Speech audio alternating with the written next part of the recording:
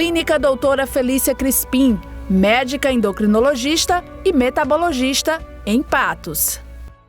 Pois é, pessoal, e maio é o mês de conscientização sobre a doença da tireoide. Vamos fugir agora um pouquinho de coronavírus, porque a partir de agora eu vou receber a médica endocrinologista e metabologista, doutora Felícia Crispim, para uma conversa esclarecedora sobre esta temática. Doutora Felícia, boa tarde e seja bem-vinda ao Sol News. Boa tarde, tudo bem? Estamos sim em campanha, contra o mês de conscientização a favor das orientações em relação às pessoas que podem vir a ser acometidas de algum desfecho tireoidiano. E é um prazer sempre poder divulgar informações com veracidade, A gente sabe que as mídias sociais ajudam muito, mas em algumas situações nós temos verdades inverídicas que precisam ser esclarecidas. Pois é, estamos aqui hoje para isso, Para distinguir aí de verdades e mitos. Mas primeiro, eu gostaria que a senhora explicasse para a gente o que é a tireoide e qual a importância dessa glândula para o organismo. Tá, então a tireoide é uma glândula, que é responsável, sim, pela produção de hormônios tireoidianos, que são o T3 e o T4, e é uma glândula que vai produzir hormônios que vão gerenciar, vamos dizer assim, o nosso metabolismo como um todo.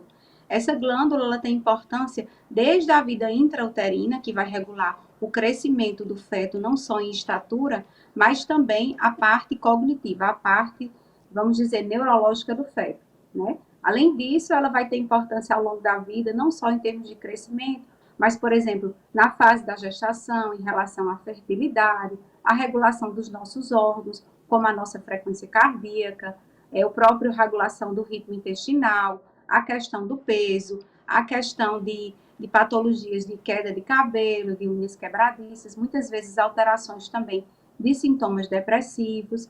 E na terceira vida, principalmente no final de nossa vida, pequenas regulações desse hormônio, elas podem gerar, inclusive, arritmias cardíacas, que podem levar a desfechos importantes. Então, é importante sempre checar a função tireoidiana regularmente.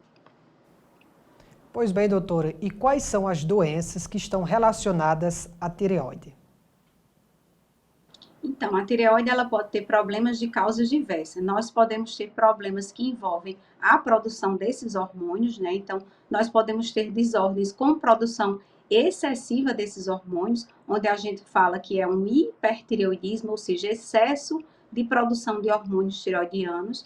Nós podemos ter problemas de desordens com disfunção para pequena quantidade de produção de hormônios tireoidianos, que seria o inverso, o hipotireoidismo.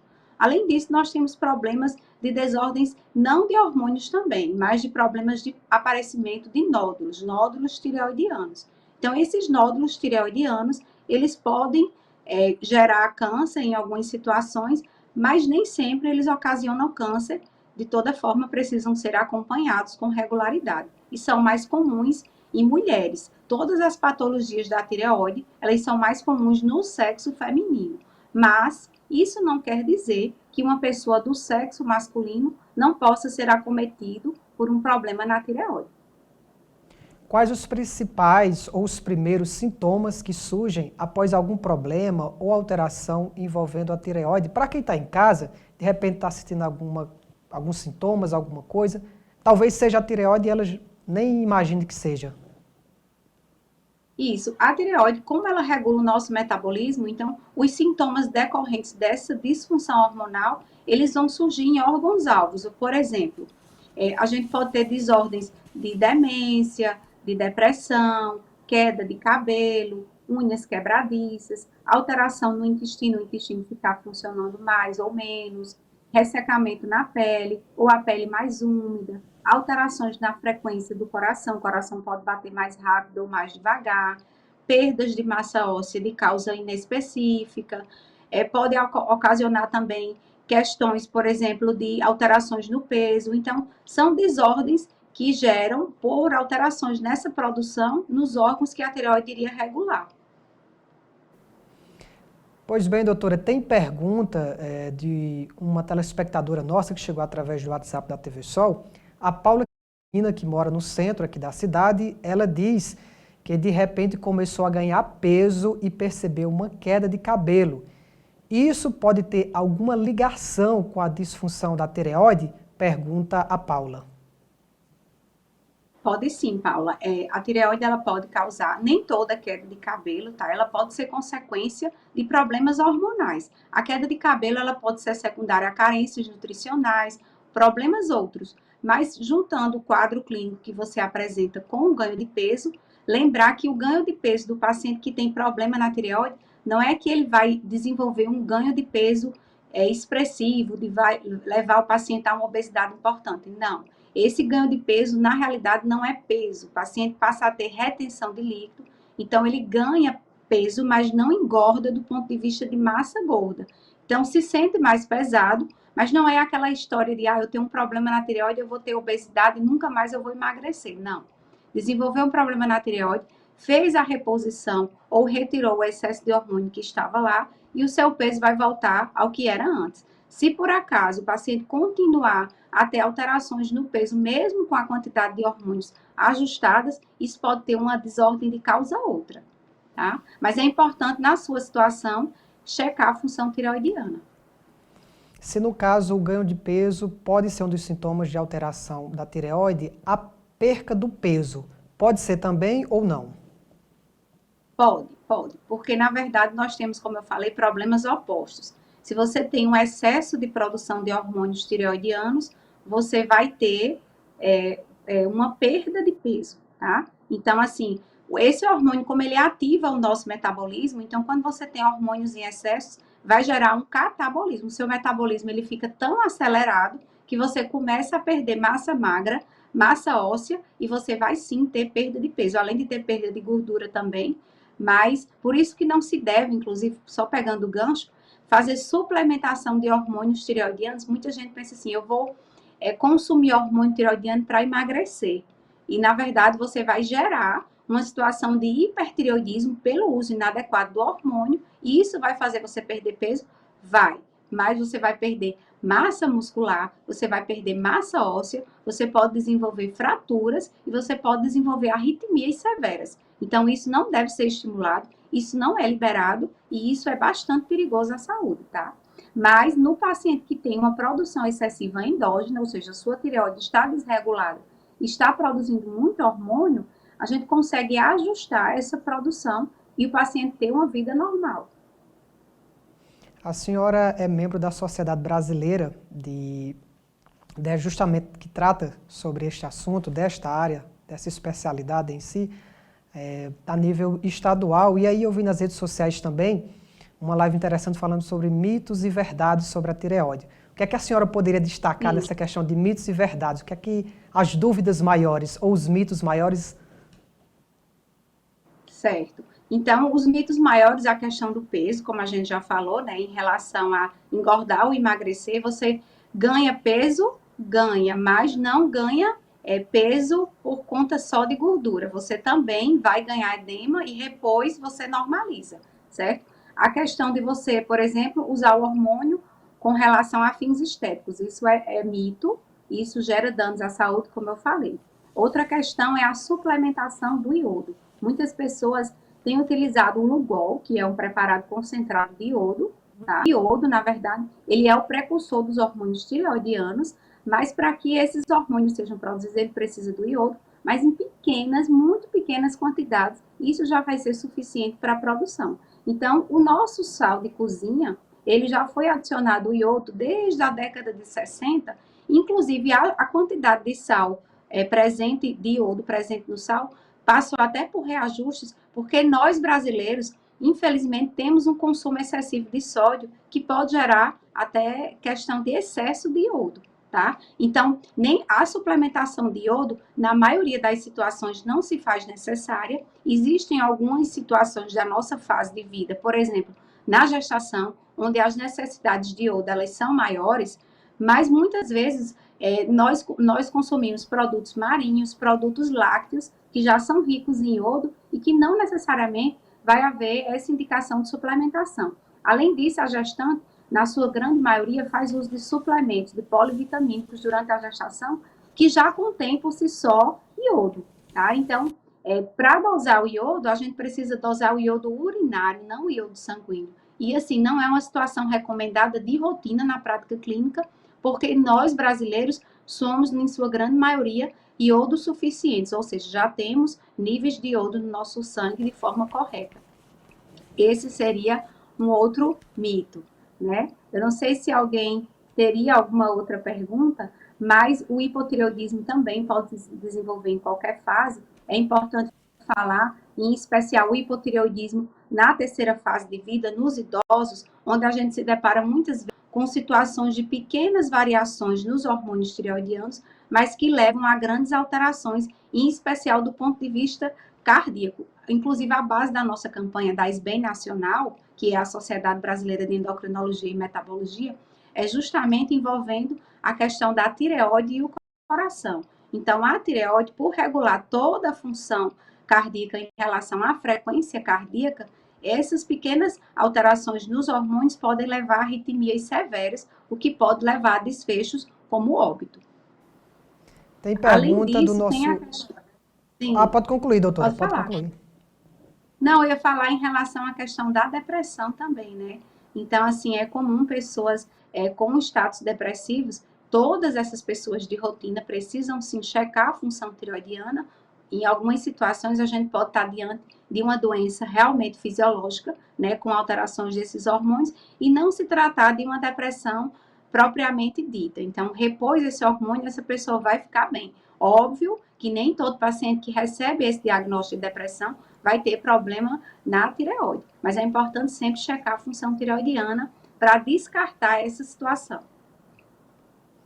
Tem pergunta do nosso internauta também. Pode colocar aí na tela, produção, saber as dúvidas dos nossos internautas que estão nos acompanhando neste momento. A Magali Oliveira, qual o exame para detectar algum problema na tireoide?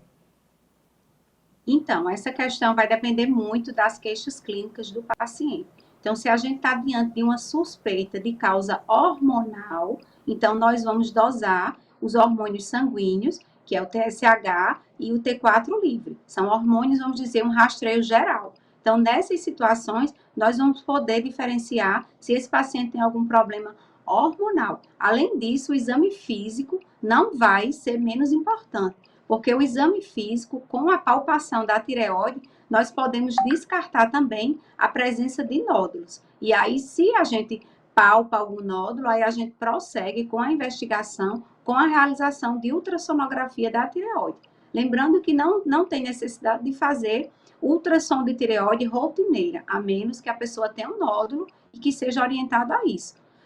Vamos dizer que de cada 10 mulheres, 40% dessas mulheres podem ser acometidas com nódulos na tireoide, e nessa grande maioria, esses nódulos não terem repercussão clínica. Então, os sintomas de pacientes que têm nódulos, na verdade, nódulo na tireoide, em sua grande maioria, não vai ter sintomas, tá? Esses sintomas de alterações do metabolismo é quando o paciente tem uma disfunção hormonal que é detectada através do exame de sangue. Então, os sintomas de nódulos, na verdade, só vão existir quando o paciente tem um nódulo grande, que aí esse nódulo vai gerar queixas compressivas na região do pescoço. Então, pode gerar entalos, tosse seca, rouquidão, disfagia, que é a dificuldade de deglutição, mas esses sintomas não são ocasionados pela tireoide, sim ocasionados pela compressão do nódulo em estruturas que estão na anatomia do nosso pescoço. Para a gente encerrar esse assunto de tireoide e entrarmos em uma questão da vacinação, daqui a pouco eu faço essa pergunta, vamos falar agora sobre prevenção. Tem como prevenir? Quais as dicas que a senhora deixa para a gente? Então, em relação especificamente à tireoide, é um estilo de vida saudável, né? Uma pessoa que tem hábitos saudáveis, que se alimente bem, que pratique atividades físicas de forma regular, que tenha um sono adequado, ou seja, uma pessoa que tenha hábitos saudáveis, essa pessoa vai ter um risco menor de adoecimento para qualquer outra doença, inclusive para a tireoide. Proteger a tireoide em relação a alimentos específicos vai depender muito dessa questão como um todo, né? A gente sabe que tem alguns alimentos, como o selênio, que ele se atribui sim a menores riscos, mas o selênio já faz parte da nossa alimentação. A grande maioria do selênio da nossa dieta vem do arroz, vem do feijão, vem da própria gema de ovo. Então, não precisa o paciente ter uma dieta específica para proteger a sua glândula da tireoide. Ele precisa ter hábitos saudáveis, uma alimentação balanceada em macro e micronutrientes, né, consumo de frutas, de folhas, de legumes, e esses outros hábitos, tudo isso vai proteger, mas não vai impedir, de qualquer forma, o surgimento, porque na maioria das situações, em especial de hormonal, é de causa autoimune. Então, às vezes a gente consegue o adiamento, mas às vezes a gente não consegue essa proteção 100%, porque como você acabou de falar no bloco anterior, nada na medicina é 100%, nem as vacinas. Pois é, bacana. Sobre a vacinação contra a Covid-19 para pessoas com comorbidades, além de obesos, hipertensos e diabéticos, por exemplo, tem algum problema de tireoide que também está neste grupo de prioridade? E aí eu já emendaria outra pergunta, se problemas na tireoide é considerado uma comorbidade. Tá. Uma pessoa que tem um problema na tireoide, é assim, qualquer patologia que você tenha no seu corpo, crônica, você é considerado que tem uma comorbidade. Agora, essa comorbidade nem sempre vai ter correlação com o risco. Por exemplo, em relação à Covid-19, doenças tireoidianas não foram associadas a maior risco de alterações da imunidade, nem de forma alguma em relação à mortalidade em relação à Covid. Por isso que as pessoas que têm problemas tireoidianos, sejam desfechos de hipertireoidismo, a própria tireoidite de Hashimoto, que não é uma doença ainda estabelecida na tireoide, é uma doença que você tem uma predisposição, mas que é um processo autoimune, mas essa pessoa, ela não está ainda doente, ela tem uma predisposição só, tá? Em relação à vacinação da Covid, nenhuma patologia da tireoide entrou como prioridade nessa etapa da vacinação, justamente por a questão da comorbidade. Doutora, então, assim, pessoas que têm, muitas pessoas, só um parêntese, em relação à tireoidite de Hashimoto, que é um processo inflamatório crônico de causa autoimune, mas que restringe apenas a tireoide, ele não mexe, a autoimunidade é diferente de imunidade. A autoimunidade é a presença de autoanticorpos que vão atacar um órgão específico e vão gerar algum dano naquele órgão, tá? Então, isso não significa que por você ter uma autoimunidade, por exemplo, na tireoide, você vai ter uma imunidade menor, tá? Então, são coisas diferentes. Óbvio que a gente tem outras doenças autoimunes que podem mexer sim com a nossa imunidade, mas que não é o caso da tireoidite de Hashimoto. Nem mesmo as pessoas que tiveram câncer de tireoide, elas também não vão se enquadrar nesse primeiro momento em relação à vacina. Porque os pacientes com câncer que se enquadram são apenas aqueles pacientes que estão na vigência de uma quimioterapia por mexer com a imunidade diretamente. Nós conversamos com a médica endocrinologista e metabologista, a doutora Felícia Crispim. Doutora, foi um prazer conversar com a senhora e muito obrigado por dar essas dicas importantes de saúde ao nosso telespectador e fica à vontade para se a senhora quiser pontuar alguma outra questão. Tá, então assim, é um prazer sempre prestar essas informações, né? Lembrar que a função tireoidiana realmente é muito importante. Em alguma fase da vida, ela precisa sim ser investigada, em especial nas pessoas que têm histórico familiar de doenças na tireoide, pessoas que receberam radiação, em especial na região do tórax e pescoço, tá? Então, pessoas que têm antecedentes também, pessoas que têm fatores de risco em geral, precisam checar a função tireoidiana. Em algum momento da sua vida, algumas medicações também podem causar desequilíbrio na função da tireoide, como a amiodarona, que são antiarrítmicos. Então, essas pessoas precisam checar com uma maior frequência. A população em geral que não tem fator de risco adicional, pelo menos a cada 5 anos, é importante checar a função tireoidiana.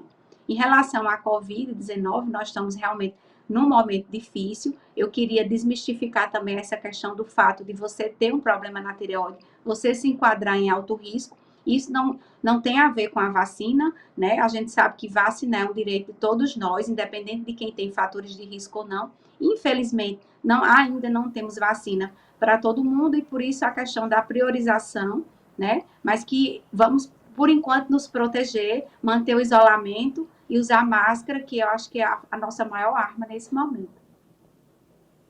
Pois bem, mais uma vez, muito obrigado. Que bate-papo bacana, né? Falar sobre saúde em si já é algo muito bom e ainda mais com uma profissional tão capacitada como a doutora Felícia, fica mais ainda proveitoso. Para viver mais é preciso cuidar da saúde. Doutora Felícia Crispim, médica endocrinologista e metabologista, atua há 12 anos na prevenção, diagnóstico e tratamento de doenças como diabetes, obesidade, colesterol, problemas da tireoide, osteoporose, climatério, síndrome do ovário policístico, distúrbios do crescimento e desenvolvimento. Profissional renomada que, com análise e estudo individual de cada caso, proporciona aos pacientes qualidade de vida e bem-estar.